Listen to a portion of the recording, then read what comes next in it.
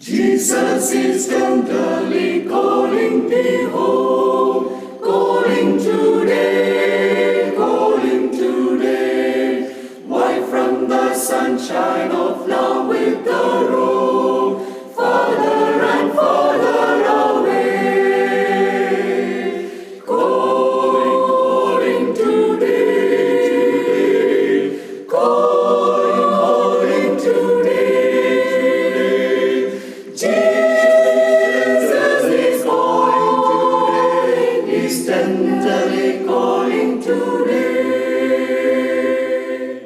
നമുക്ക് പ്രാർത്ഥിക്കാം. സ്നേഹവാനായ ഞങ്ങളുടെ നല്ല ദൈവമേ, സ്വർഗ്ഗീയ പിതാവേ, ഒരു പ്രാവശ്യം കൂടെ ഞങ്ങൾക്ക് ഈ പ്രഭാതത്തിൽ ഒന്നിച്ചു കൂടി ദൈവത്തെ ആരാധിപ്പാനും അങ്ങയുടെ പരിശുദ്ധ വചനം കേൾപ്പാനും ഞങ്ങളുടെ പ്രാർത്ഥനകളെ തിരുസല്ലാർപ്പിപ്പാനും ഞങ്ങൾക്ക് തന്ന കൃപയ്ക്കായി സ്തോത്രം. കഴിഞ്ഞ ഒരാഴ്ചയുടെ കാലത്തുള്ള ദൈവത്തിന്റെ അളവറ്റ കരുണയിലും കൃപയിലും ഞങ്ങളെ പരിപാലിച്ചതോ നന്ദിയോടെ സ്തോത്രം ചെയ്യുന്നു. കർത്താവേ, ഞങ്ങളുടെ ഹൃദയങ്ങളെ ആകുലപ്പെടുത്തണമേ. ഇന്നത്തെ ആരാധനയിൽ ഞങ്ങൾ ഇപ്രകാരം പങ്കെടുക്കുന്നത് ഞങ്ങൾക്ക് അനുഗ്രഹമാക്കി തരണമേ.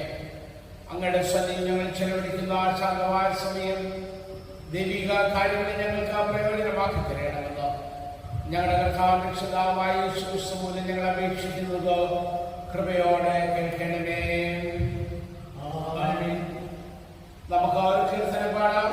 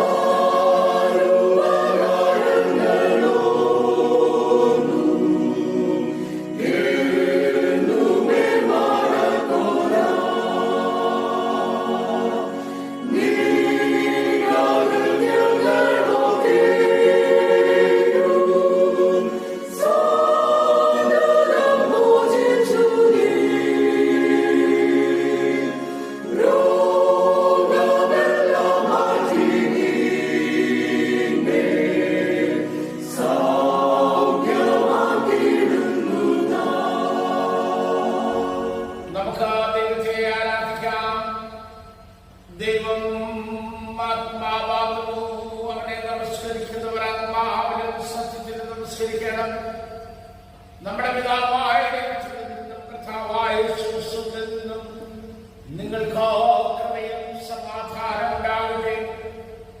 യഹോവയുണ്ടാക്കിയ ദിവസം ഇന്ന് നാം സന്തോഷിച്ചോ ആനന്ദിക്കാം. കർത്താവേ, ഞങ്ങളുടെ അക്ഷരങ്ങളെ തുറക്കണമേ.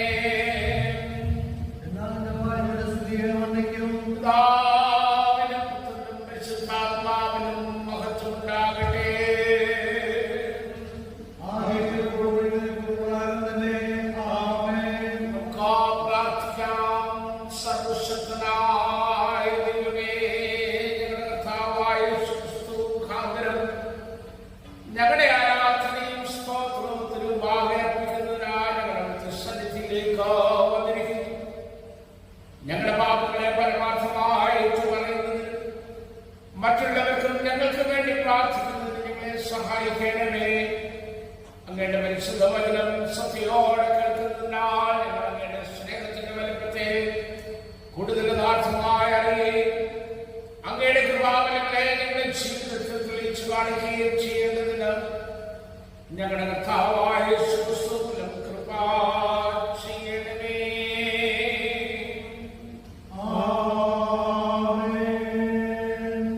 നമുക്ക് പാപമില്ല എന്ന് നാം പറയുന്നുവെങ്കിൽ നമ്മെ തന്നെ വഞ്ചിക്കുന്നു. സത്യം നമ്മളില്ലാതെയായി നമ്മുടെ പാപങ്ങളെ ഏറ്റുപറയുന്നുവെങ്കിൽ കർത്താവ് നമ്മുടെ പാപങ്ങളെ ക്ഷമിച്ച് സകല നീതി പൊക്കി നമ്മെ ശുദ്ധീകരിപ്പാൻ വിശ്വസ്തനും നീതിമാനുമാകുന്നു. ഞാൻ എഴുന്നേറ്റ് അവരുടെ അടുക്കൽ ചെന്ന് അവരോട്, അപ്പാ, ഞാൻ സ്വന്തത്തോട് നിന്നോട് പാപം ചെയ്തിരിക്കുന്നു. ഇനി നിന്റെ മകൻ എന്ന പേരിന് ഞാൻ യോഗ്യനല്ല എന്ന് പറയും. നമ്മുടെ മഹാപുരുഷൻ നമ്മുടെ വിലക്കിന്നതിൽ സന്താപം കാണിപ്പാൻ കഴിയാത്തവനല്ല. പാപമൊഴികെ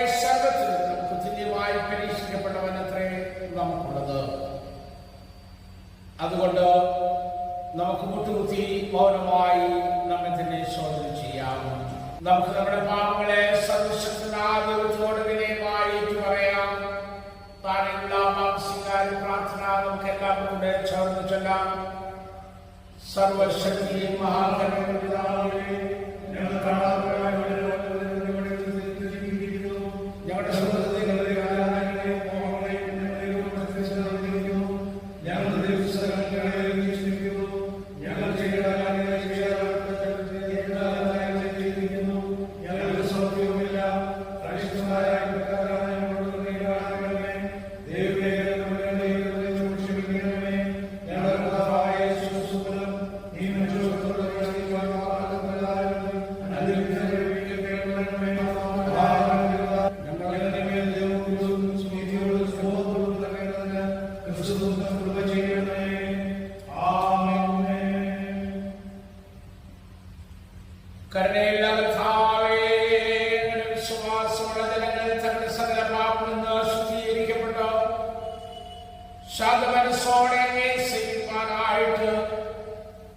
അവർക്ക് പാപമോചനം സമാധാനം നൽകണമെന്ന് ഞങ്ങളുടെ കർത്താവായ യേശു മൂലം ഞങ്ങൾ അങ്ങയോട് അപേക്ഷിക്കുന്നു.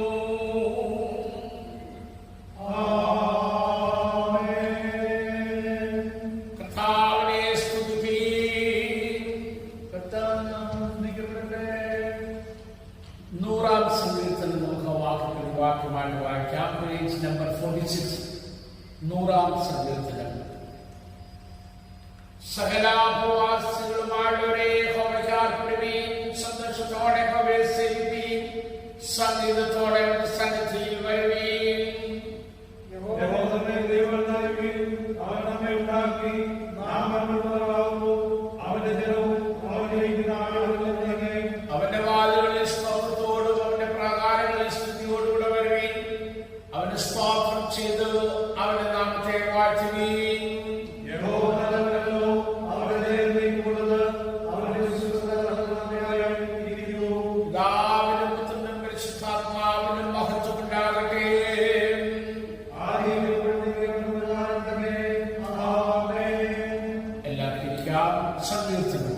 ഇന്ന് കാലത്തേക്കായി നിശ്ചയിച്ചിരിക്കുന്ന സങ്കീർത്തനം 2.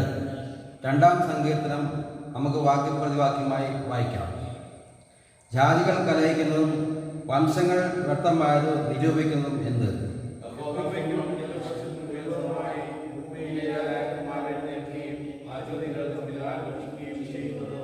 നാം അവരുടെ കെട്ടുകളെ പൊട്ടിച്ചു അവരുടെ കയറുകളെ എറിഞ്ഞു കളയുക.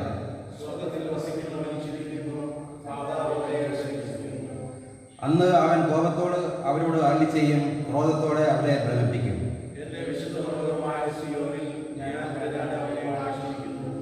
ഞാനൊരു നിർണയം പ്രസ്താവിക്കുന്നു, യഹോവ എന്നോട് അരുളി ചെയ്തത്, നീ എൻ്റെ പുത്രൻ, ഇന്ന് ഞാൻ നിന്നെ ജനിപ്പിച്ചിരിക്കുന്നു.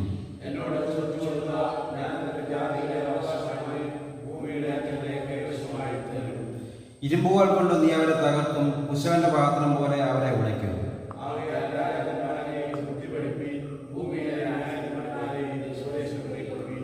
ഭയത്തോടെ അകവെ സേവിപ്പിൻ, വിറയലോടെ ഘോഷിച്ചുല്ലസിപ്പിൻ.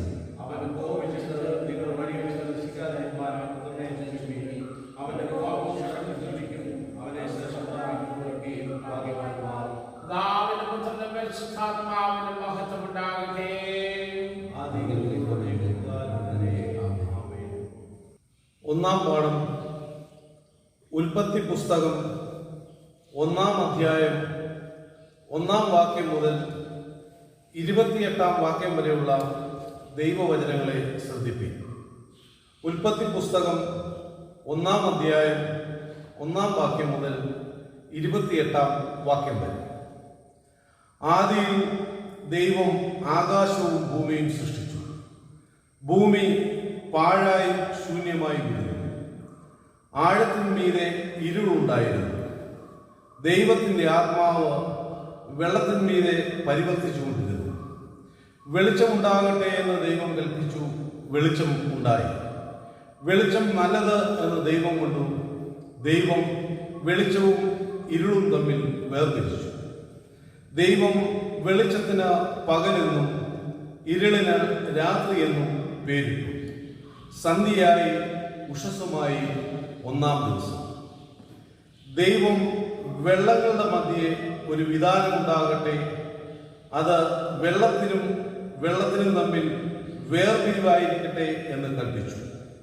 വിധാനം ഉണ്ടാക്കിയിട്ട് ദൈവം വിധാനത്തിന് കീഴിലുള്ള വെള്ളവും വിധാനത്തിന്മീതെയുള്ള വെള്ളവും തമ്മിൽ വേർതിരിച്ചു. അങ്ങനെ സംഭവിച്ചു. ദൈവം വിധാനത്തിന് ആകാശം എന്ന് പേരിട്ടു. സന്ധ്യയായി ഉഷസ്സുമായി രണ്ടാം ദിവസം.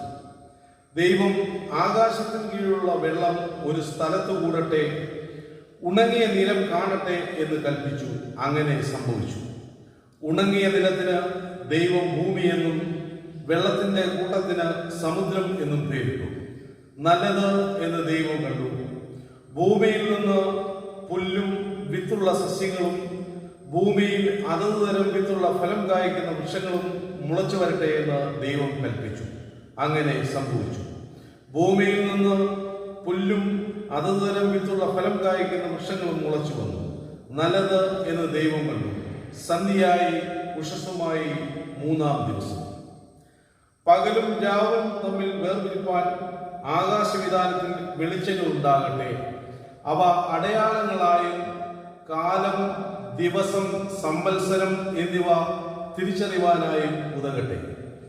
ഭൂമിയെ പ്രകാശിപ്പിക്കാൻ ആകാശവിധാനത്തിൽ അവ വെളിച്ചങ്ങളായിരിക്കട്ടെ എന്ന് ദൈവം കൽപ്പിച്ചു.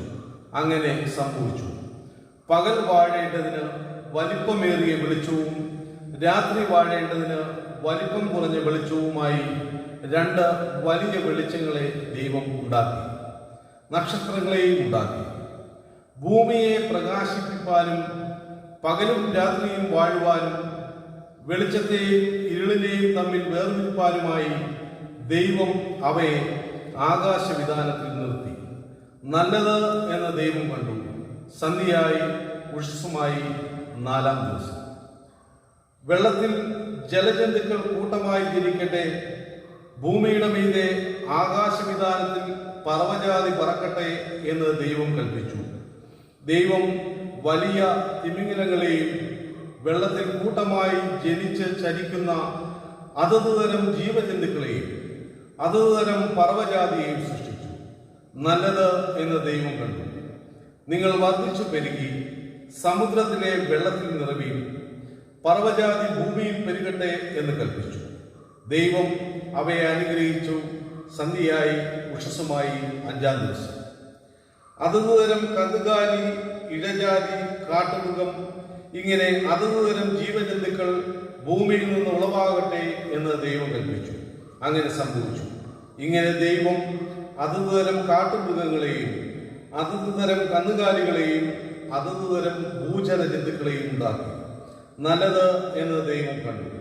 അനന്തരം ദൈവം, നാം നമ്മുടെ സ്വരൂപത്തിൽ നമ്മുടെ സാദൃശ്യപ്രകാരം മനുഷ്യനെ ഉണ്ടാക്കുക. അവർ സമുദ്രത്തിലുള്ള മത്സ്യത്തിന്മേലും ആകാശത്തിലുള്ള പറവജാതിയിന്മേലും മൃഗങ്ങളിന്മേലും സർവഭൂമിയിന്മേലും ഭൂമിയിൽ ഇടയുന്ന എല്ലാ ഇഴജാതിയിന്മേലും വാഴട്ടെ എന്ന് കൽപ്പിച്ചു. ഇങ്ങനെ ദൈവം തന്റെ സ്വരൂപത്തിൽ മനുഷ്യനെ സൃഷ്ടിച്ചു. ദൈവത്തിന്റെ സ്വരൂപത്തിൽ അവനെ സൃഷ്ടിച്ചു. ആണും പെണ്ണുമായി അവരെ സൃഷ്ടിച്ചു. ദൈവം അവരെ അനുഗ്രഹിച്ചു. നിങ്ങൾ സന്താനപുഷ്ടിയുള്ളവരായി പെരുകി ഭൂമിയിൽ നിറഞ്ഞ് അതിനെ അടക്കി സമുദ്രത്തിലെ മത്സ്യത്തിന്മേലും ആകാശത്തിലെ പർവ്വജാതിയിന്മേലും സകല ഭൂചര ജന്തുവിന്മേലും വാഴുവീൻ എന്ന് അവനോട് കൽപ്പിച്ചു. ഇവിടെ ഒന്നാം പാഠം അവസാനിക്കും. മൂന്നോ വിശുദ്ധ യുവാക്കന്മാരുടെ പാട്ട് വാക്യപ്രതിവാക്യമായിട്ട് വായിക്കാം. Page number 48. കർത്താവിന്റെ സകല സൃഷ്ടികളിലെ കർത്താവിനെ വാഴ്ത്തുവീൻ, അവനെ എന്ന് പുകഴ്ത്തി മഹത്വപ്പെടുത്തുവീൻ.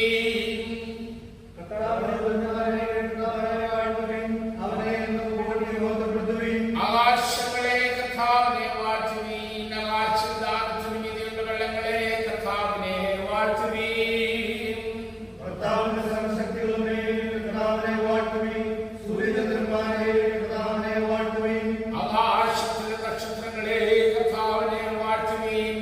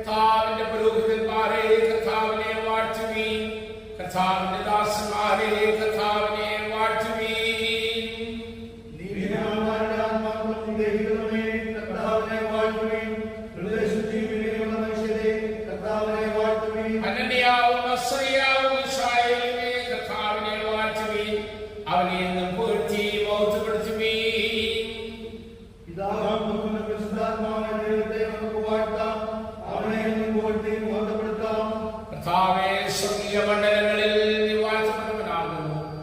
നീ എന്നേക്കും സ്തുതിക്കപ്പെടുന്നവനും എല്ലാറ്റിനും നീ മഹോന്നതനും ആകുന്നുവല്ലോ. ഇന്ന് കാലത്തേക്കായി നിശ്ചയിക്കപ്പെട്ടിരിക്കുന്ന രണ്ടാം പാഠം കൊരിന്ത്യർക്ക് എഴുതിയ രണ്ടാം ലേഖനം 13-ാം അധ്യായം 11-ാം വാക്യം മുതൽ 14-ാം വാക്യം വരെയുള്ള ദൈവവചനങ്ങളെ കേൾക്കുക. 2 കൊരിന്ത്യർ 13-11 മുതൽ 14 വരെ. തീർച്ചയ്ക്ക് സഹോദരന്മാരെ, സന്തോഷിപ്പീൻ, യഥാസ്ഥാനപ്പെടുവീൻ, ആശ്വസിച്ചുകൊള്ളുവീൻ, ഏക മനസ്സുള്ളവരാകുവീൻ, സമാധാനത്തോടെ ഇരിപ്പീൻ. എന്നാൽ സ്നേഹത്തിൻ്റെയും സമാധാനത്തിൻ്റെയും ദൈവം നിങ്ങളോട് കൂടെ ഇരിക്കും. വിശുദ്ധ ചുംബനം കൊണ്ട് അന്യോന്യം വന്ദനം ചെയ്യുവീൻ. വിശുദ്ധന്മാർ എല്ലാവരും നിങ്ങൾക്ക് വന്ദനം ചൊല്ലുന്നു. കർത്താവായ യേശുക്രിസ്തുവിൻ്റെ കൃപയും ദൈവത്തിൻ്റെ സ്നേഹവും പരിശുദ്ധാത്മാവിൻ്റെ കൂട്ടായ്മയും നിങ്ങളോടെല്ലാവരോടും കൂടെ ഇരിക്കുമാറാകട്ടെ. ഇവിടെ രണ്ടാം പാഠം അവസാനിച്ചു. പാട്ട് നമുക്ക് വാക്കുമായിട്ട് വായിക്കാം. ദൈവമേ, നിന്നെ ഞങ്ങൾ സ്തുതിക്കുന്നു. കർത്താവിയാകുന്നുവെന്നോ ഞങ്ങൾ അനുസരിച്ചുകൊള്ളുന്നു. സകലാധിപതിമാരും പരമണ്ഡലങ്ങളും അവയുള്ള സ്വകാര്യങ്ങളും നിന്നെ നോക്കി ആർക്കുന്നു.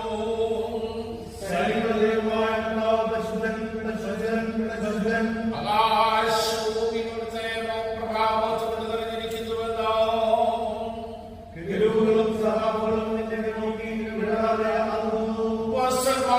ഭാവസമൂഹം അങ്ങയെ സ്തുതിക്കുന്നു. രക്തസാക്ഷിക്കാരുടെ ശ്രേഷ്ഠ സൈന്യം അങ്ങയെ സ്തുതിക്കുന്നു. അങ്ങയുടെ വന്ദിതരായ സത്യേകപുത്രനെയും ആശ്വാസപ്രദരായ ശുദ്ധാത്മാവിനെയും ലോകത്തിലുള്ള വിശുദ്ധ സഭ അനുസരിച്ചുകൊള്ളുന്നു.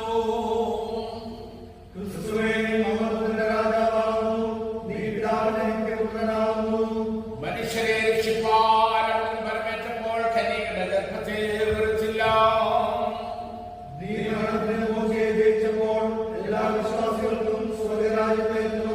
അങ്ങ് ദൈവത്തിന്റെ വലത്തുഭാഗത്തോ പിതാവിന്റെ പ്രഭാവത്തോടെ ഇരിക്കുന്നു.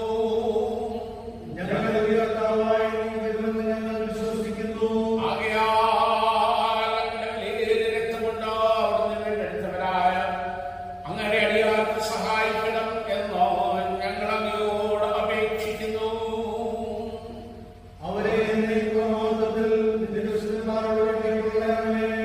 കർത്താവേ, ജനങ്ങളെ രക്ഷിച്ച് അവിടുത്തെ അവകാശത്തെ അനുഗ്രഹിക്കണമേ.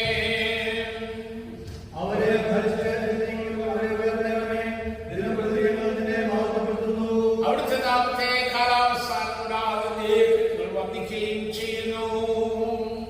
കർത്താവേ, ഞങ്ങളോട് കരുണയുണ്ടാകണമേ. ഞങ്ങളോട് കരുണയുണ്ടാകണമേ.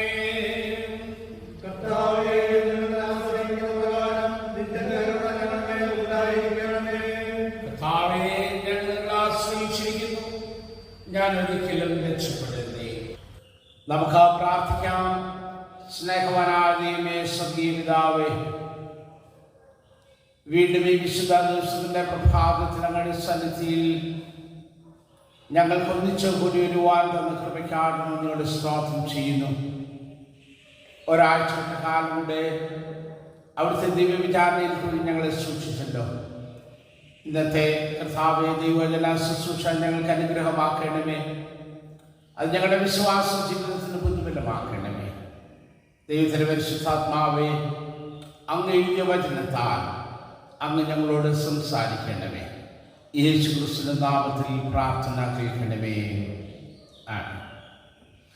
കർത്താവിന്റെ മുന്നിൽ നാമത്തിന് നന്ദിയോടെ സ്തോത്രം ചെയ്യുന്നു, സ്തുതിക്കുന്നു. വീണ്ടും ഒരു തൃത്വ ഞായറാഴ്ചയെങ്കിലേക്ക് സ്വർഗത്തിലെ ദൈവം നമ്മളെ ക്ഷേമത്തോടെ കൊണ്ടുവന്നതിനായിട്ട് ദൈവത്തിന് നന്ദി കരയറ്റുന്നു. പെന്തക്കോസ്ത് കഴിഞ്ഞാൽ ഉടനെ തൊട്ടടുത്ത ഞായറാഴ്ച തൃത്വ ഞായറാഴ്ചയാണ്. ത്രിയേക ദൈവത്തിനായിട്ട് നമുക്ക് ദൈവത്തിന് നന്ദിയോടെ സ്തോത്രം ചെയ്യും. തൃത്വത്തെക്കുറിച്ചൊക്കെ ധാരാളം ഡിബേറ്റ്സുകളൊക്കെ നടക്കുന്നുണ്ട്. എന്നാൽ സൃഷ്ടിതാവായ പിതാവ് രക്ഷകനായി പിറന്ന് നമ്മളോട് കൂടെ ആയിരിക്കാനാണ് പരിശുദ്ധാത്മാവായി നമ്മുടെ മധ്യത്തിലുള്ള കർത്താവിനെ മനസ്സിലാക്കുവാൻ നമുക്ക് വലിയ പ്രയാസമൊന്നുമില്ല. അതുകൊണ്ട് ആ കർത്താവിനോട് കൂടെ നമ്മുടെ യാത്ര മുന്നോട്ട് പോകുവാൻ തുടർന്നുള്ള നാളുകൾ, പെന്തക്കോസ്തിന് പിന്നുള്ള ഞായറാഴ്ചകൾ, നമ്മുടെ പ്രായോഗിക ക്രിസ്തീയ ജീവിതത്തിൻ്റെ നാളുകളും അപ്രകാരമുള്ള ചിന്തകളൊക്കെ ചിന്തിക്കുന്ന നാളുകളാണ്. അതുകൊണ്ട് വളരെ വ്യക്തമായ കാഴ്ചപ്പാടോടും ദർശനത്തോടും കൂടെ ത്രിയേക ദൈവത്തോടുകൂടെ ചേർന്ന് നടപ്പാൻ ദൈവത്തിന് പരിശുദ്ധാത്മാവ് സഹായിക്കട്ടെ. തൃത്വ ഞായറാഴ്ച ഞങ്ങളുടെയൊക്കെ ശുശ്രൂഷയുടെ ആദ്യ ഘട്ടത്തിൽ ചിന്തിച്ചിരുന്ന പ്രധാന വിഷയം മിഷൻ ആൻഡ് ഇവാഞ്ചലിസം എന്നുള്ളതാണ്, സുവിശേഷീകരണം എന്നുള്ളതാണ്. അതുകൊണ്ട് എൻ്റെ മനസ്സിൽ കൂടെ ഇന്ന് കടന്നുപോയ ചില ചിന്തകൾ നമുക്കൊന്നിച്ച് ചിന്തിക്കാം എന്ന് വിചാരിക്കുക. സ്വർഗത്തിലെ ദൈവത്തിന് നമ്മളെക്കുറിച്ച് ഒരു വലിയ പദ്ധതിയുണ്ട്. നമ്മളെക്കുറിച്ചുള്ള പദ്ധതി നാം തിരിച്ചറിഞ്ഞ് ആ ദൈവിക പദ്ധതിക്ക് നമ്മളെ തന്നെ വിധേയപ്പെടുത്തുമ്പോഴാണ് കർത്താവിൻ്റെ പദ്ധതിയുടെ പങ്കാളികളാകുവാനും ആ പദ്ധതിയിൽ ഭാഗവാക്കായ അതിൻ്റെ നന്മകളും അനുഗ്രഹങ്ങളും നമ്മുടെ ജീവിതത്തിൽ പ്രാപിപ്പാനും നമുക്ക് സാധിക്കും. എന്നാൽ പലപ്പോഴും ദൈവിക പദ്ധതി എന്താണ് എന്ന് തിരിച്ചറിയുവാൻ കഴിയാതെ വരുന്നത് കൊണ്ടാണ് ഈ ലോക ജീവിതത്തിൽ നമ്മൾ നമ്മുടേതായിട്ടുള്ള വഴിത്താറുകൾ വെട്ടിത്തുറക്കുവാനുള്ള തത്രപ്പാടിൽ ജീവിതത്തിൻ്റെ ക്ലേശങ്ങളിലും കഷ്ടങ്ങളിലും കൂടെ കടന്നു പോകുവാൻ ഇടയാകും. ദൈവത്തിൻ്റെ പദ്ധതി എന്താണ് എന്ന് അബ്രഹാമിൻ്റെ വിളിയിൽ തന്നെ പറയുന്നുണ്ട്. ഞാൻ നിന്നെ അനുഗ്രഹിക്കും, നിന്നെ ഞാൻ ദേശത്തിൻ്റെ അനുഗ്രഹമാക്കി തീരും. ഉൽപ്പത്തി പുസ്തകം 28-ാം അധ്യായത്തിൽ യാക്കോബിനെ വിളിക്കുമ്പോഴും യാക്കോബിനോട് ദൈവം അത് തന്നെ പറയുന്നത്, I'm going to bless you, ഞാൻ നിന്നെ അനുഗ്രഹിക്കുവാൻ പോവുകയാണ്. And I'm going to make you a blessing to the nation. ദേശങ്ങൾക്ക് ഞാൻ നിന്നെ ഒരു അനുഗ്രഹമാക്കി തീർക്കുവാനായിട്ട് പോവുകയാണ്. അതേ പ്രിയമുള്ളവരെ, കർത്താവ് നമ്മളെ ശാപത്തിനായിട്ടല്ല ഈ ഭൂമിയിലാക്കിയിരിക്കുന്നത്, പിന്നെയോ അനുഗ്രഹത്തിനായിട്ടാണ് ദൈവതമ്പുരാൻ നമ്മളെ ഈ ഭൂമിയിലാക്കിയിരിക്കുന്നത്. He wants to bless us. അവൻ നമ്മളെ അനുഗ്രഹിക്കുവാനായിട്ടാണ് ആഗ്രഹിക്കുന്നത്.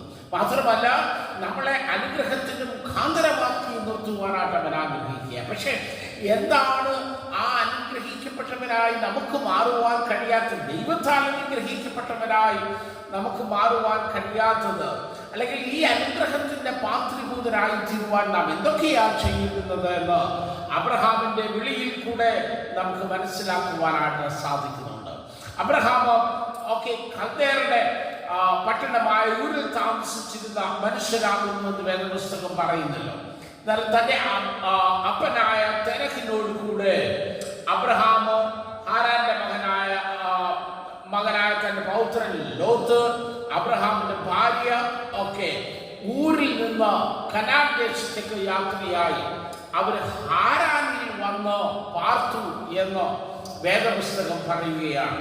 ചരിത്രം നമ്മൾ പഠിക്കുമ്പോൾ കൽദയ ദേശം എന്ന് പറയുന്നത് പോളിറ്റിസ്റ്റിക് ഒരു രാജ്യമാണ്. പല ബിംബങ്ങളെ ഒക്കെ ഉണ്ടാക്കി ആ ബിംബങ്ങളൊക്കെ ആരാധിച്ചിരുന്ന ഒരു സ്ഥലമാണ്. എന്നാൽ ചരിത്രം പറയുന്നത് അബ്രഹാം അപ്രകാരമുള്ള ബിംബാരാധനയെ എതിർത്തിരുന്നുവെന്നും അതിൻ്റെതായിട്ടുള്ള ധാരാളം ക്ലേശങ്ങളും കഷ്ടങ്ങളും സഹിക്കേണ്ടി വന്നതുകൊണ്ട് അവർ ആ ദേശത്ത് നിന്ന് യാത്രയായി കനാൻ ദേശത്തേക്ക് വരികയായിരുന്നുവെന്നും ചരിത്രം പറയുന്നുണ്ട്. അതെന്തെങ്കിലുമായിക്കൊള്ളട്ടെ, വേദപുസ്തകം നമ്മളെ പഠിപ്പിക്കുന്നത് അവർ ഹാരാനിൽ വന്ന് പാർക്കുകയായിരുന്നു എന്നാണ്. ഈ ഹാരാനില് തെരഹ് ചെയ്തിരുന്ന ജോലിയെക്കുറിച്ചും ചരിത്രം പറയുന്നുണ്ട്. ബിംബങ്ങൾ ഉണ്ടാക്കി ആ ബിംബങ്ങൾ കൊണ്ട് നടന്ന് വിറ്റ് അതിൻ്റെ പണം കൊണ്ട് സുഭിക്ഷമായി സംതൃപ്തിയോടുകൂടെ ജീവിച്ചിരുന്ന ആ കാലഘട്ടത്തിലാണ് ദൈവത്തിൻ്റെ വിളി അബ്രഹാമിന് ഉണ്ടാകുന്നത്. ദൈവത്തിൻ്റെ വിളിയുടെ പ്രത്യേകത എന്താണെന്ന് ചോദിച്ചാൽ, ദൈവം പറയുന്നത്, Abraham get out of the system in which you are. നീ ഇന്നായിരിക്കുന്ന അവസ്ഥയിൽ നിന്ന്, നീ ഇന്ന് ആയിരിക്കുന്ന സ്ഥിതിയിൽ നിന്ന് നീ എന്ന് പുറത്തേക്ക് വരിക. നീ ആയിരിക്കുന്ന അവസ്ഥയിൽ എനിക്ക് നിന്നോട് ഇടപെടുവാനോ നിന്റെ ജീവിതത്തെ കുറിച്ചുള്ള ഉദ്ദേശങ്ങൾ നിന്നെ അറിയിക്കുവാനോ സഞ്ചരിക്കുവാനോ കഴിയില്ല. അതുകൊണ്ട് നീ അതെല്ലാം വിട്ടിട്ട് നീ ഒന്ന് പുറത്തു വരുവാനായിട്ട് ആവശ്യപ്പെടുകയാണ്. അതേ പ്രിയമുള്ളവൻ, ദൈവത്തിന്റെ ജനമേ, ദൈവത്തിന്റെ വിളിയെ കുറിച്ച് ചിന്തിക്കുമ്പോൾ, അല്ലെങ്കിൽ ദൈവത്തിന്റെ വിളിയിൽ കൂടെ ദൈവം മനുഷ്യനെ കുറിച്ച് ആഗ്രഹിക്കുന്ന ഉദാത്തമായ ജീവിതത്തിന്റെ ദൗത്യത്തിലേക്ക് എത്തുവാനായിട്ട് ദൈവ ശബ്ദം കേൾക്കുവാനും ദൈവവിളിയെ തിരിച്ചറിയുവാനും സാധിക്കണമെങ്കിൽ നാം ഒന്ന് പുറത്തു വന്നേ മതിയാവും. ഇന്ന് നാം ആയിരിക്കുന്ന അവസ്ഥയിൽ, ഇന്ന് നാം ആയിരിക്കുന്ന ജീവിതത്തിന്റെ സാഹചര്യങ്ങളിൽ ദൈവത്തിന് നമ്മളോട് സംസാരിക്കുവാനായിട്ട് കഴിയില്ല. ഇന്ന് നാം ആയിരിക്കുന്ന അവസ്ഥ എന്തൊക്കെയാണ്? എഫേസ്യ ലേഖനം നമ്മൾ പഠിക്കുമ്പോൾ പറയുന്നുണ്ട്, അതിക്രമങ്ങളാലും പാപങ്ങളാലും മരിച്ചവരായിരുന്ന നമ്മൾ എന്ന് പറയുന്നു. അപ്പോൾ ആത്മീയമായ ഒരു വലിയ മരണത്തോടുകൂടെ ഒരു നിർജീവ അവസ്ഥയിലായിരിക്കുന്ന നമുക്ക് ദൈവത്തിന്റെ ശബ്ദം എങ്ങനെ കേൾക്കുവാനായിട്ട് സാധിക്കും? ദൈവശബ്ദം കേൾക്കണമെങ്കിൽ നാമും ജീവനുള്ളവരായി തീരണം. അതിനുവേണ്ടിയാണ് കാൽവരിയുടെ മഹോന്നതങ്ങളിൽ എന്റെ കർത്താവ് തന്റെ ജീവനെ നമുക്ക് വേണ്ടി നൽകിയത്. ആ ജീവൻ പ്രാപിച്ചുകൊണ്ട് മരിച്ചവരുടെ ഇടയിൽ നിന്നുള്ള ഒരു വേർപാട് പ്രാപിപ്പാൻ ലേഖനം 2-ാം അധ്യായം നമ്മൾ താഴോട്ട് വായിക്കുമ്പോൾ അവൻ ജീവിപ്പിക്കുകയും മരിച്ചവരുടെ ഇടയിൽ നിന്ന് ഉയർത്തെഴുന്നേൽപ്പിക്കുകയും ചെയ്തു എന്ന് പറയുന്നു. അവിടെ പരിപൂർണമായിട്ടുള്ള സെപ്പറേഷനെ കുറിച്ച്, ഒരു വേർപാടിനെ കുറിച്ച് പറയുന്നുണ്ട്. വിശ്വാസിയെ, നീ ആത്മീക നിർജീവതയുടെ നടുവിൽ ജീവിക്കുവാനുള്ളവനല്ല, മറിച്ച് ആത്മീക നിർജീവതയിൽ നിന്ന് ജീവൻ പ്രാപിച്ച് ജീവനുള്ളവരോട് ചേർന്ന് നിൽക്കുവാനായിട്ട് സാധിക്കേണ്ടത് ആവശ്യമാണ്. ആ ജീവനുള്ളവരോട് ചേർന്ന് നിൽക്കുമ്പോഴാണ് നിനക്കും എനിക്കും ദൈവശബ്ദം കേൾക്കുവാനായിട്ട് സാധിക്കുന്നത്. അബ്രഹാമിനെ വിളിച്ച ദൈവം തമ്പുരാൻ നമ്മൾ വായിക്കുമ്പോൾ ഏലിയാവിന്റെ കഥയിലേക്ക് വരുമ്പോൾ, ഏലിയാവ് ഓരോ ഗുഹയ്ക്കകത്ത് കയറി അടച്ചിരിക്കുകയാണ്. യഹോവയായ ദൈവം ചെന്ന് ചോദിക്കുന്ന ഒരു സമയം, നിനക്ക് ഇവിടെ എന്താ കാര്യം? ഇവിടെ നിനക്ക് എന്താ? ഈ ഹോരം ഗുഹയ്ക്കകത്ത് നിനക്ക് എന്താ ചെയ്യാൻ? നീ ഒന്ന് പുറത്തു വാ. നീ ആയിരിക്കുന്ന ഗുഹയ്ക്കുള്ളിൽ നിന്ന് ഒന്ന് പുറത്തു വന്നാൽ മാത്രമേ ദൈവശബ്ദം തിരിച്ചറിയുവാനും നിന്നെ കുറിച്ചുള്ള ദൈവത്തിന്റെ പദ്ധതികൾ നമുക്ക് മനസ്സിലാക്കുവാനാണ് സാധിക്കത്തുള്ളൂ. പ്രിയമുള്ള ദൈവത്തിന്റെ ജനമേ, നാം ഏതെല്ലാം ഗുഹകൾ ഉണ്ടാക്കി അതിൻ്റെ അകത്ത് ഒളിക്കുന്നവരാണ്.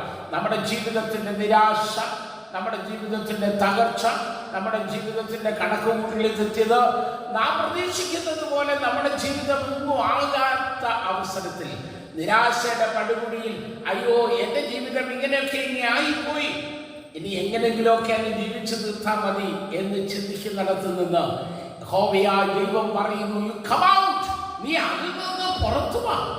ഇന്ന് നാം ആയിരിക്കുന്ന ജീവിതത്തിന്റെ സാഹചര്യങ്ങളിൽ നിന്ന്, അത് പാപത്തിന്റെ അവസ്ഥയായിക്കൊള്ളട്ടെ, ജീവിതത്തിന്റെ നിരാശയുടെ അവസ്ഥയായിക്കൊള്ളട്ടെ, ജീവിതത്തിന്റെ അർത്ഥശൂന്യതയുടെ അവസ്ഥയായിക്കൊള്ളട്ടെ, അതിൽ നിന്ന് പുറത്തു വന്ന കർത്താവിനോടുകൂടെ ചേർന്ന് നിൽക്കുവാൻ സാധിക്കുമ്പോഴാണ് ദൈവശബ്ദം നമ്മുടെ കാതുകളിൽ തിരിച്ചറിയുവാനും ആ ദൈവശബ്ദത്തിൽ കൂടെ ദൈവത്തിന് നമ്മളെ കുറിച്ചുള്ള പദ്ധതി എന്താണ്, പ്ലാൻ എന്താണ് എന്ന് വ്യക്തമായിട്ട് മനസ്സിലാക്കുവാനായിട്ട് സാധിക്കുന്നു. അതുകൊണ്ട് പ്രിയമുള്ള ദൈവത്തിന്റെ ജനമേ, നാം ആയിരിക്കുന്നിടത്ത് നിന്ന് കർത്താവിന്റെ സന്നിധിയിലേക്കൊന്ന് കടന്നു ചെല്ലുവാനായിട്ട് നമുക്ക് സാധിക്കണം. യെശയ്യാവിന്റെ പുസ്തകം 6-ാം അധ്യായത്തിലേക്ക് നമ്മൾ വരുമ്പോൾ, യെശയ്യാവ് കഴിഞ്ഞ 5 അധ്യായങ്ങളിൽ പ്രവചനം നടത്തിയിരുന്ന മനുഷ്യനാണ്. പക്ഷേ ആ മനുഷ്യൻ പറയാ, അയ്യോ ഞാൻ അനിഷ്ട മനുഷ്യൻ, എന്റെ പാപമംഗലം അധരമുള്ള ഒരു മനുഷ്യനാണ് എന്ന് പറയുകയാണ്. അശുദ്ധി നിറഞ്ഞ ആ മനുഷ്യൻ, ആ അശുദ്ധി ഓടുകൂടെ തന്നെയാണ് കഴിഞ്ഞ കാലങ്ങളിൽ കർത്താവിന് വേണ്ടി നിലനിന്നിരുന്നത്, പ്രവർത്തിച്ചത്.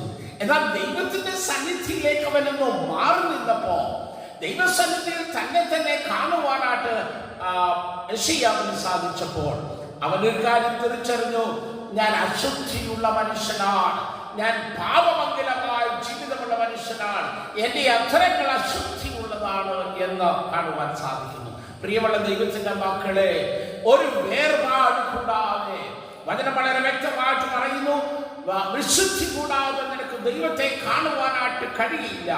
ഇത് നീ ആയിരിക്കുന്ന ഈ ഒരു കാർണൽ അവസ്ഥയുണ്ടല്ലോ, ആ അവസ്ഥയിൽ നിന്ന് അതിനെക്കുറിച്ച് വെളിപ്പാട് പുസ്തകത്തിൽ എഫെസ്യ സഭയിലെ പറയുമ്പോൾ നീ ശീതവാനുമല്ല, നീ ഉഷ്ണവാനുമല്ല. ഞായറാഴ്ച ദിവസം രാവിലെ പള്ളിയിലുണ്ട്, ആത്മീയ കാര്യങ്ങളിലൊക്കെ മുൻപന്തിയിലുണ്ട്.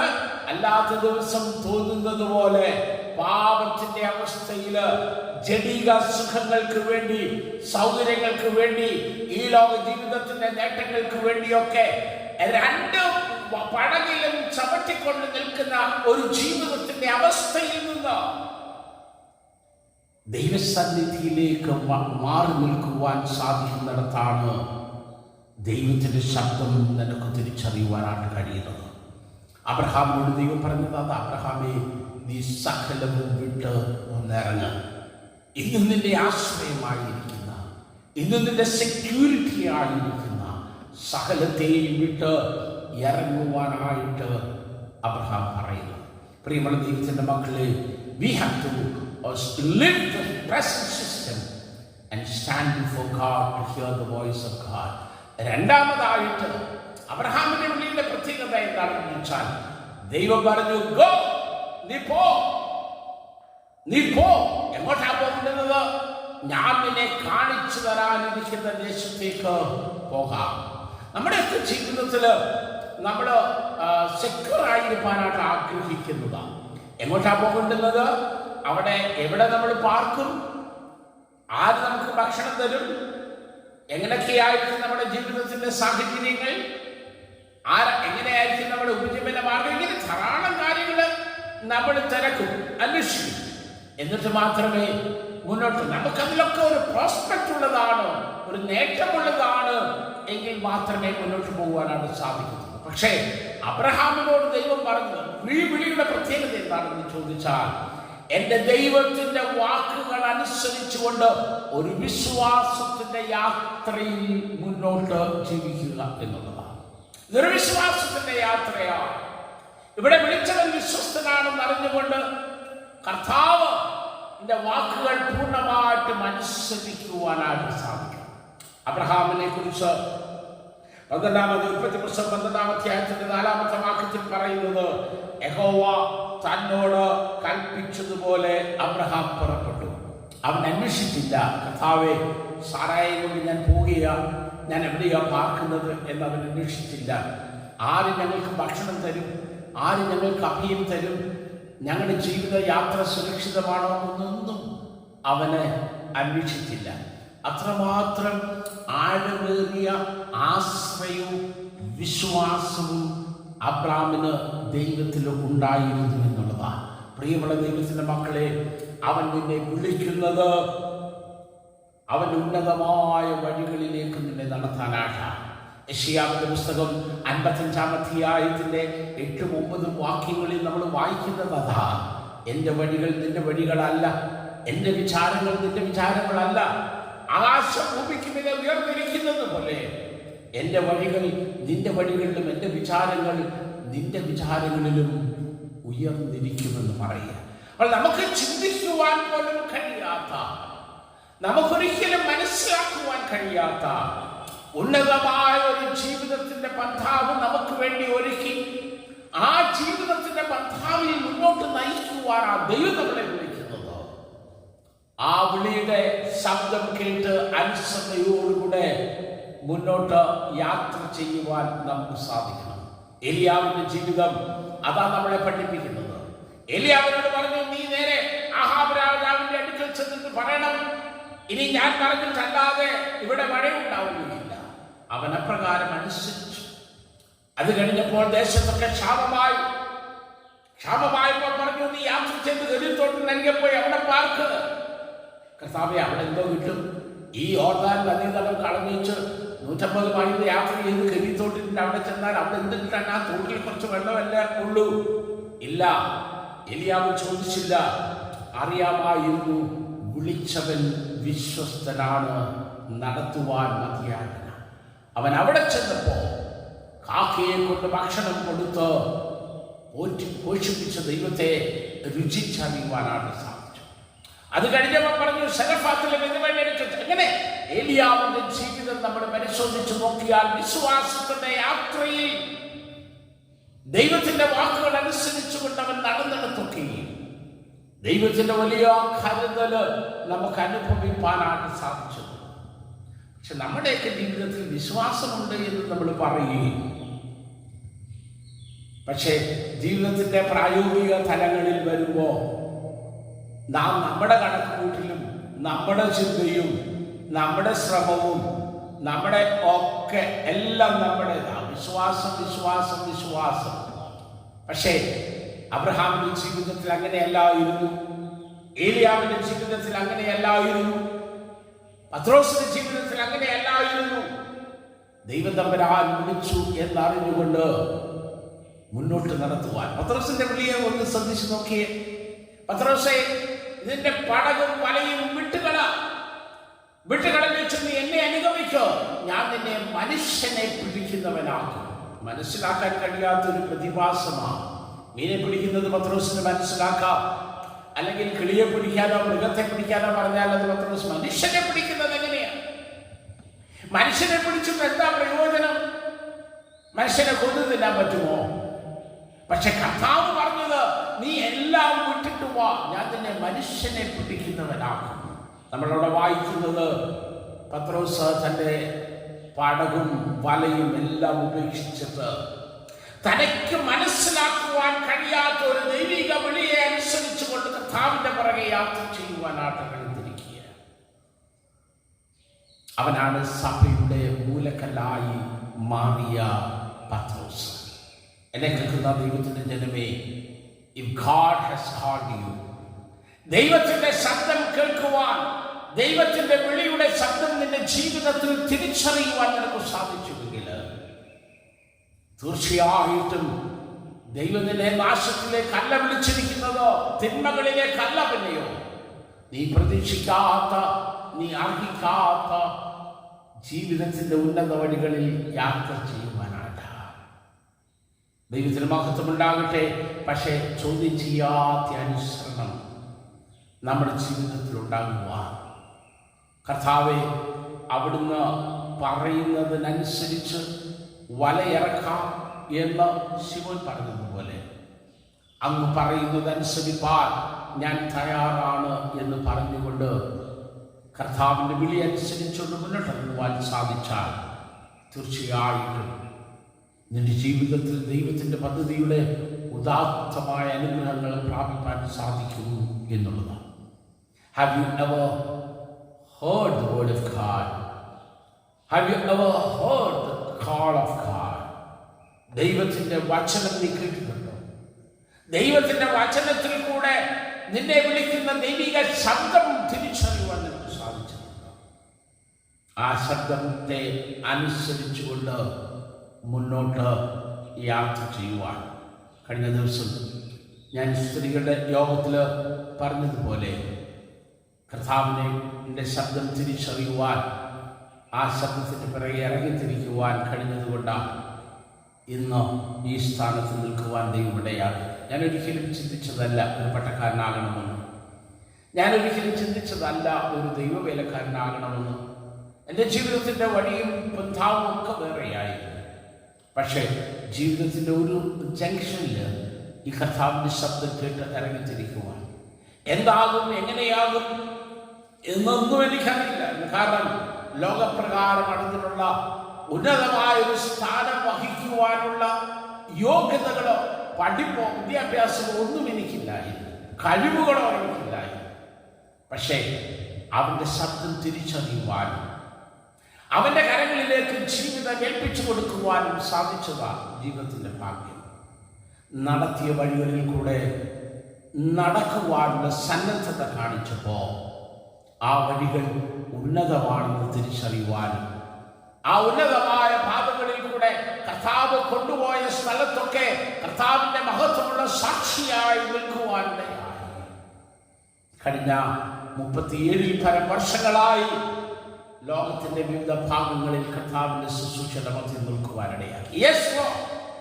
ആ കർത്താവിനും ജീവിക്കും. ആ കർത്താവ് നിന്നെയും വിളിക്കുകയാണ് നിന്റെ ജീവിതത്തിന്റെ മാറ്റം ഉണ്ടാക്കുവാൻ, ഉന്നതമായ ഭാവിയിൽ കൂടെ. മൂന്നാമതൊരു കാര്യം കൂടെ പറഞ്ഞ് ഞാൻ വാക്കിൽ അവസാനിപ്പിക്കട്ടെ. He has a new plan ഒരു പുതിയ പദ്ധതി നിനക്ക് ഉണ്ട്. ഈ വിളിക്ക് ഒരു ഡെസ്റ്റിനേഷൻ ഉണ്ട്. ഈ വിളിക്ക് ഒരു പേർപ്പസ് ഉണ്ട്, ഒരു ഉദ്ദേശമുണ്ട്, ഒരു ടാസ്ക് ഉണ്ട്. എന്താണെന്നറിയാമോ? അബ്രാമിനോട് പറഞ്ഞു, അബ്രാമേ, ഞാൻ നിന്നെ അനുഗ്രഹിക്കുവാൻ പോകുകയാണ്. ഞാൻ നിന്നെ അനുഗ്രഹിക്കുവാൻ പോകുകയാണ്. മാത്രമല്ല, നീ മറ്റുള്ളവർക്ക് ഒരനുഗ്രഹം ആയിത്തീരും. ഇന്ന് നമ്മുടെ അനേക ജീവിതങ്ങളിൽ ശാപമാണ്. നാം സ്വയം ശാപഗ്രസ്തരാ, നാം മറ്റുള്ളവർക്കും ശാപഗ്രസ്തരായി മാറി. എന്നാൽ കർത്താവിന്റെ വിളിയുടെ ശബ്ദം, ക്രിസ്തീയ ജീവിതത്തിന്റെ അന്തിമമായ അനുഭവം എന്ന് പറയുന്നത് സ്വർഗത്തിന്റെ അനുഗ്രഹം പ്രാപിച്ചുകൊണ്ട് മറ്റുള്ളവർക്ക് അനുഗ്രഹമായി തീരുകയാണ്. വലിയ സമ്പത്ത് ലഭിച്ചില്ല എന്ന് വന്നേക്കാം, വലിയ വീടുകൾ ലഭിച്ചില്ല എന്ന് വന്നേക്കാം, മക്കളെ ഉന്നതമായ വിദ്യാഭ്യാസം ചെയ്യിക്കുവാൻ സാധിച്ചില്ല എന്ന് വന്നേക്കാം. എന്നാൽ അനുഗ്രഹം എന്ന് പറയുന്നത് സമാധാനത്തോടെ, സ്വസ്ഥതയോടെ, ആകുല ചിന്തകളില്ലാതെ ജീവിക്കുവാനും മറ്റനേകരുടെ ജീവിതത്തിൽ നന്മയുടെ കിരണങ്ങളായി മാറുവാനും സാധിക്കുന്നതാണ് അനുഗ്രഹം. അബ്രഹാം അപ്രകാരം ഒരു അനുഗ്രഹത്തിന്റെ ജീവിതത്തിനായിട്ട് വിളിക്കപ്പെട്ടവനാണ്. ഇന്ന് പകൽക്കാലം എന്നെ കേൾക്കുന്ന ദൈവത്തിന്റെ മക്കളെ, അവൻ നിന്നെയും അനുഗ്രഹിക്കുവാനായിട്ട് ആഗ്രഹിക്കുന്നു. അനുഗ്രഹിക്കുവാൻ ആഗ്രഹിക്കുന്നത് മാത്രമല്ല, നിന്നെ അനുഗ്രഹത്തിന് മുഖാന്തരമാക്കി ദേശത്തിന്, വംശങ്ങൾക്ക്, തലമുറയ്ക്ക് അനുഗ്രഹമാക്കി വെക്കുവാൻ ആഗ്രഹിക്കുന്നു. പക്ഷേ ഇതാരംഭിക്കുന്നത് ദൈവവിളിയുടെ ശബ്ദം തിരിച്ചറിയുവാൻ തക്കവണ്ണം കർത്താവിനോട് ചേർന്ന് നിൽക്കുവാൻ കഴിയുമ്പോഴാണ്. ആ കർത്താവിനോടുകൂടെ ചേർന്ന് നിൽക്കുന്നിടത്താണ് ദൈവിക അനുഗ്രഹത്തിന്റെ പന്ഥാവിലുള്ള യാത്ര ആരംഭിക്കുന്നത്. ഈ പകൽക്കാലം നാം ആയിരിക്കുന്ന അവസ്ഥ എന്താണ് എന്ന് വ്യക്തമായി തിരിച്ചറിഞ്ഞുകൊണ്ട് നാം പാപത്തിൻ്റെ വഴികളിൽ നിന്ന് ഈ ഒരു കാർണൽ ഭൗതിക ലൗകികമായ ജീവിതത്തിൻ്റെ വഴികളിൽ നിന്ന് കർത്താവിൻ്റെ സന്നിധിയിലേക്ക് ചേർന്ന് നിൽക്കുവാൻ ദൈവത്തിൻ്റെ പരിശുദ്ധാത്മാവ് നമ്മളെ സഹായിക്കട്ടെ. ദൈവം നമ്മളെ അനുഗ്രഹിക്കുമാറാകട്ടെ. പ്രാർത്ഥിക്കാം. കർത്താവെ, ഞങ്ങളെ കേൾപ്പിച്ച വചനത്തിനായി സ്തോത്രം. അവിടെ ഞങ്ങളെ അനുഗ്രഹത്തിനായിട്ട് വിളിക്കുമ്പോൾ പലപ്പോഴും അങ്ങയുടെ വഴികൾ തിരിച്ചറിയുവാൻ കഴിയാതെ, ദൈവകരങ്ങളിൽ ഞങ്ങളെ ഏൽപ്പിച്ചു തരുവാൻ കഴിയാതിരിക്കുന്ന ഞങ്ങളുടെ കുറവ് ഞങ്ങളോട് ക്ഷമിക്കണം. കർത്താവെ, ചോദ്യം ചെയ്യാതെ അനുസരിച്ചുകൊണ്ട് ജീവിതയാത്രയിൽ മുന്നേറുവാനും ദൈവത്തിൻ്റെ നന്മകൾ അനുഭവിക്കാൻ സഹായിക്കണമേ. തുടർന്ന് ഞങ്ങളോട് സംസാരിക്കണം. യേശുക്രിസ്തുവിന്റെ നാമത്തിൽ പ്രാർത്ഥന കേൾക്കണമേ. നമുക്കെല്ലാവർക്കും എഴുന്നേൽക്കുന്ന വിശ്വാസത്തിന്റെ സംഗതികൾ അപ്പോസ്തലിക വിശ്വാസ പ്രമാണത്തിലേക്ക് ചെല്ലാം. സർവശക്തിയുള്ള പിതാവായി ആകാശഭൂമിയെ സൃഷ്ടിച്ചവനായ ദൈവത്തെ വിശ്വസിക്കുന്നു. അവന്റെ പുത്രനായ കർത്താവായ യേശുക്രിസ്തുവിൽ വിശ്വസിക്കുന്നു. പരിശുദ്ധാത്മാവിനാൽ കന്യകയായ പന്തിയോസ് പിലാത്തോസിന്റെ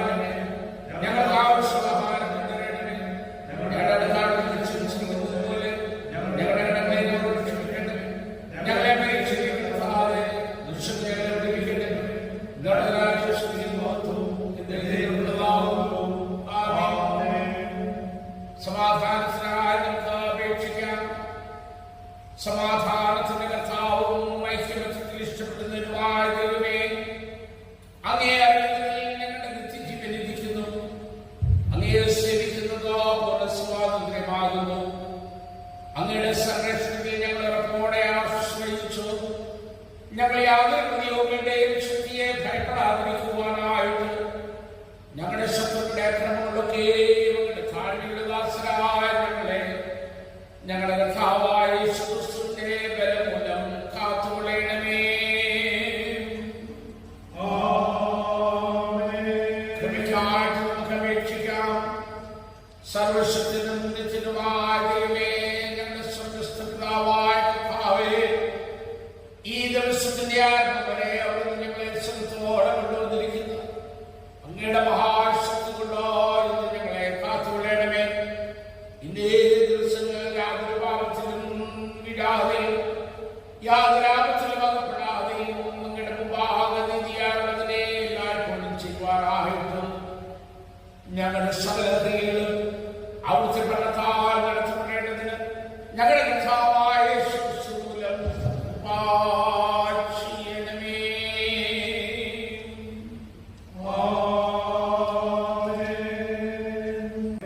അല്പസമയം നമുക്ക് പ്രാർത്ഥനയ്ക്കായിട്ട് വേർതിരിക്കാം. ഇന്ന് നമ്മളെ കേൾപ്പിച്ച ദൈവജനത്തിനായി സ്തോത്രം ചെയ്യാം. നമ്മുടെ വിളിയുടെ ശബ്ദം തിരിച്ചറിയുവാനും ചോദ്യം ചെയ്യാതെ അവനെ അനുസരിപ്പാനും അവനാൽ അനുഗ്രഹിക്കപ്പെടുകയും ദേശത്തിന് അനുഗ്രഹമായി നിൽക്കുകയും ചെയ്യുവാൻ ദൈവം നമ്മളെ സഹായിക്കേണ്ടതിന് വേണ്ടി നമുക്ക് പ്രാർത്ഥിക്കാം. സഭയായി നമ്മെ തന്നെ ദൈവകരങ്ങളിലേക്ക് ഏൽപ്പിച്ച് നമുക്ക് പ്രാർത്ഥിക്കാം. ഇന്നയോളം നമ്മളെ നടത്തിയ ദൈവം തമ്പുരാൻ ഈ പ്രതികൂല സാഹചര്യങ്ങളിലും കർത്താവിന്റെ കൃപ നമ്മളോട് കൂടെ ഉണ്ടായി. അനുഗ്രഹത്തോടെ ദിവ്യ കാവലിനുള്ളിൽ സൂക്ഷിച്ച് പരിപാലിച്ച് നടത്തേണ്ടതിന് വേണ്ടി നമുക്ക് പ്രാർത്ഥിക്കാം. നമ്മുടെ സഭയിലെ എല്ലാ ഭവനങ്ങളെയും നമുക്ക് ഓർക്കാം. പ്രത്യേകിച്ച് രോഗബാധിതരായിട്ടുള്ള കുടുംബങ്ങള്, സൗഖ്യം കിട്ടിയ പ്രിയപ്പെട്ടവർക്കാരും സ്തോത്രം ചെയ്യാം. ഇനിയും രോഗസൗഖ്യത്തിനായി പ്രാർത്ഥനയോടെ ആയിരിക്കുന്ന മക്കൾക്ക് വേണ്ടി പ്രാർത്ഥിക്കാം. പൂർണ്ണമായിട്ടുള്ള വിടുതല് സൗഖ്യം പ്രാപിച്ചുകൊണ്ട് കർത്താവിനെ മഹത്വപ്പെടുത്തുവാൻ ദൈവം തന്റെ മക്കളെ സഹായിക്കുന്നതിന് വേണ്ടി നമുക്ക് പ്രാർത്ഥിക്കാം. സഭയായി ദൈവികമായ കരുതലിൻ കീഴിൽ നമ്മളെ സൂക്ഷിക്കുമാറാകണമേ എന്ന് പ്രാർത്ഥിക്കാം.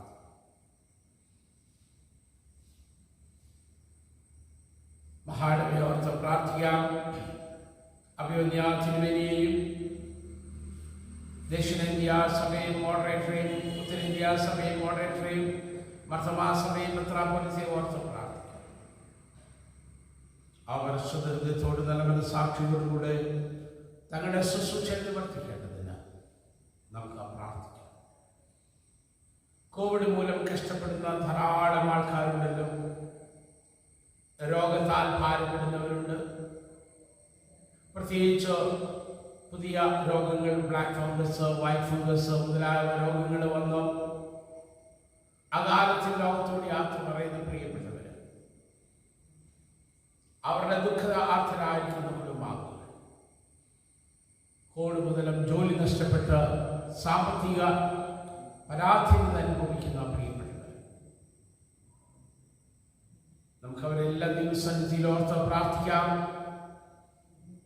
കർത്താവിന്റെ സാന്നിധ്യം അവരോട് കൂടെ ഇരുന്നു ദൈവം അവരുടെ കഷ്ടതകളിൽ തുണയായി അവരെ നടത്തുമാറാകണമേ എന്ന് നമുക്ക് പ്രാർത്ഥിക്കാം. നമ്മളെ തന്നെ ദൈവങ്ങളിലേക്ക് ഏൽപ്പിക്കാൻ നമ്മൾ പ്രാർത്ഥിപ്പാൻ കടപ്പെട്ട എല്ലാവർക്കും വേണ്ടിയും കർത്താവിന്റെ സന്നിധിയിൽ ജാഗരിക്കാം. ഇന്നയോളം നടത്തിയവൻ, ഇന്നയോളം പരിപാലിച്ചവൻ, തന്റെ കരങ്ങൾ കൂടി നമ്മളെ എല്ലാവരും വഹിച്ചു തുറന്ന് പരിപാലിക്കുമാറാകണമേ എന്ന് പ്രാർത്ഥിക്കാം. നമ്മുടെ ആവശ്യങ്ങളെ ദൈവസന്നിധി വെക്കാം. കർത്താവ് കൂടി കൃപയോടെ പരിപാലിക്കുമാറാകും. അടുത്തൊരാഴ്ച കാലം അവന്റെ കരങ്ങളിലായിരുന്നാൽ നമ്മളെ സഹായിക്കണം. അടുത്ത വീണ്ടും ദൈവസന്നിധിയിൽ വന്ന് കർത്താവിനെ ആരാധിക്കാനിടയാകുന്നു. 59-ാം പുറത്തുള്ള പൊതുവിലുള്ള സ്തോത്ര പ്രാർത്ഥന നമുക്ക് എല്ലാവരും കൂടെ ചേർന്ന് ചൊല്ലാം. സർവശക്തിയുള്ള ദൈവമേ, സകലങ്ങളുടെ പിതാവേ, അയോഗ്യരാടിയാലും സകല മനുഷ്യരോടും അങ്ങേക്കുള്ള സകല നന്മകൾക്കായിട്ടും മാതൃകകളുടെക്കായിട്ടും ഞങ്ങൾ അങ്ങേക്ക് മഹാബലിയും അനുഭവമാണ് സ്തോത്രം ചെയ്യുന്നു. ഞങ്ങളെ ശിക്ഷിച്ചതിന് പരിപാലിക്കുന്നതിനും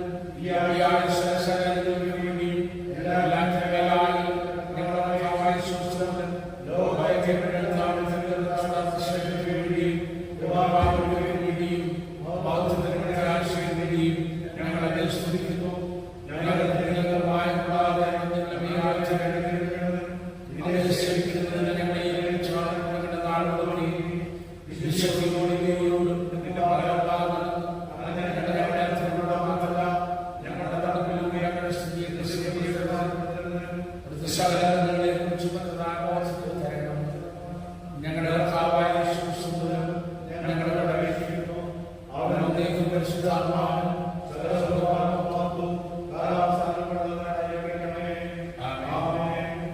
സർവശക്തിയുള്ള ദൈവമേ, ഈ സമയത്തേക്ക് മനസ്സോടെ നിങ്ങളുടെ പൊതുവായ അപേക്ഷകളെ കഴിവാനും നിങ്ങൾ കൃപ തന്നിരിക്കുന്നു. രണ്ടാമത് പേരുടെ നാമത്തിൽ കൊണ്ടുപോകണം അവരുടെ അപേക്ഷ പ്രകാരം നൽകുമെന്ന് വാഗ്ദത്തവും ചെയ്തിരിക്കുന്നു. ഇപ്പോൾ കർത്താവേ, ആരുടെ ആഗ്രഹങ്ങളെയും അപേക്ഷകളെയും ഞങ്ങളെ ഏറ്റവും ഉപകാരമാവണം നിവൃത്തി വരുത്തി ഇഹലോകത്തിൽ സത്യത്തിന്റെ പരിജ്ഞാനം പരലോകത്തിൽ നിരീക്ഷിക്കണം ഞങ്ങൾക്ക് തരണമേ.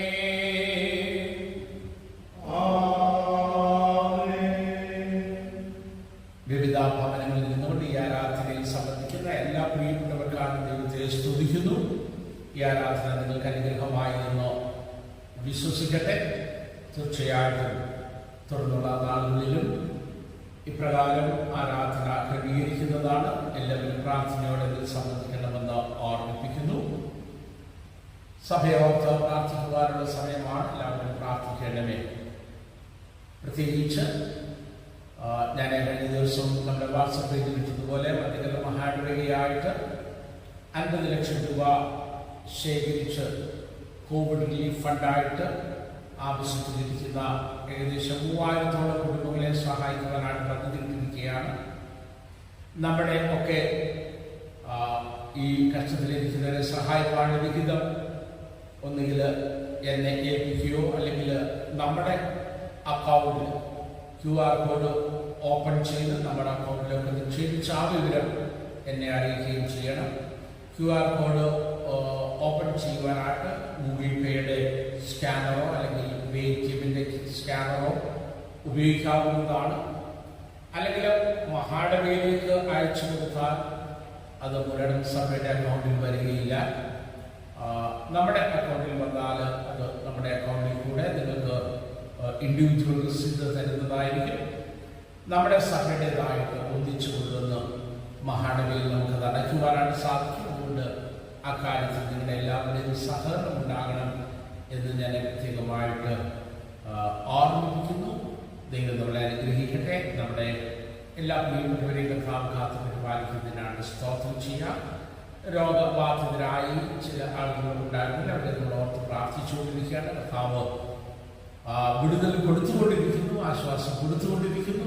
അതിനാണ് ദൈവത്തിന് സ്തോത്രം ചെയ്യാം. തുടർന്ന് അവരെ എല്ലാവരെയും നമുക്ക് ദൈവസന്നിധിയിൽ ഓർത്ത് പ്രാർത്ഥിക്കാം. കർത്താവ് നമ്മളെ അനുഗ്രഹിക്കട്ടെ. മറ്റ് ഗവൺമെന്റിൽ നിന്ന് ഒരു അറിയിപ്പ് ഉണ്ടാകുന്നവരെ ഇപ്രകാരമുള്ള ആരാധനയായിരിക്കും നമ്മൾ ക്രമീകരിക്കുന്നത്. മറിച്ച് നമുക്ക് ദേവാലയത്തിൽ കൂടി ആരാധിക്കാൻ കഴിയുന്ന സമയത്ത് ആ വിവരം നിങ്ങളെ അറിയിക്കുന്നതാണ്. ഇപ്പോൾ ഒരു പാട്ട് പാടുന്ന സമയത്ത് നമുക്ക് സ്തോത്ര കാഴ്ച എടുക്കാം. ആരാധനയിൽ സംബന്ധിക്കുന്ന എല്ലാവരും നിങ്ങളുടെ സ്തോത്ര വഴിപാട് വേർതിരിച്ച് വെക്കണം. അത് എന്നെ ഏൽപ്പിക്കുകയോ അല്ലെങ്കിൽ അക്കൗണ്ടിലേക്ക് നിക്ഷേപിക്കുകയോ ചെയ്യുവാനായിട്ട് സാധിക്കും. അതുപോലെ തന്നെ ഈ മാസം ദശാംശം അർപ്പിക്കുന്ന പ്രിയപ്പെട്ടവരാരും ദശാംശം അർപ്പിച്ചതായിട്ട് കാണുന്നില്ല. നമ്മുടെ സഭയുടെ ആവശ്യങ്ങളൊക്കെ അറിയാവുന്നല്ലോ. അതുകൊണ്ട് ദശാംശം അർപ്പിക്കുന്ന എല്ലാവരും ദയവായിട്ട് അക്കൗണ്ടിലേക്ക് QR കോഡ് ഉപയോഗിച്ച് നിക്ഷേപിക്കണം, അല്ലെങ്കിൽ ഏതെങ്കിലും വിധേനെ അത് എന്നെ ഏൽപ്പിക്കണം. ആ QR കോഡ് ഉപയോഗിച്ച് അക്കൗണ്ടിലേക്ക് നിക്ഷേപിക്കുമ്പോൾ ആ വിവരം തന്നെ അറിയിക്കണം എന്ന് പ്രത്യേകമായിട്ട് ഞാൻ ഓർമ്മിപ്പിക്കുന്നു. ഇപ്പോൾ പാട്ട് പാടുന്നത് സ്തോത്രകാഴ്ച സ്വീകരിക്കുന്നതാണ്.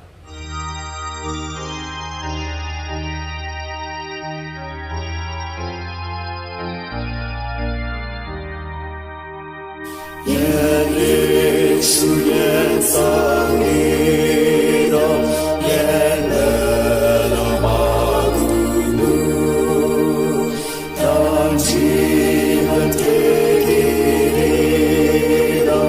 예리유다루누 다누가 빈들가수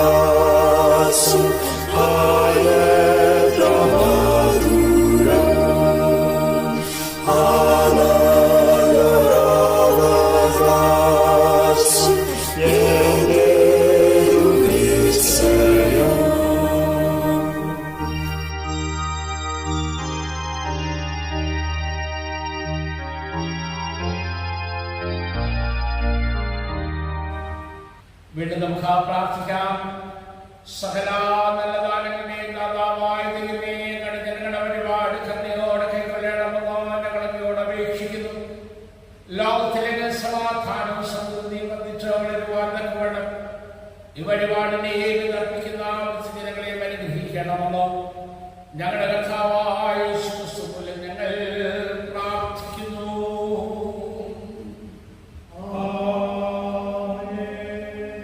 ദൈവത്തിന്റെ കരുണയുള്ള കൃപയിലും കാവലിലും നിങ്ങളെ വരവേൽപ്പിക്കുന്നു. പിതാവും പുത്രനും പരിശുദ്ധ റൂഹായുമായ സർവ്വശക്തനായ ദൈവത്തിന്റെ അനുഗ്രഹം എനിക്ക് പ്രിയമുള്ളവരെ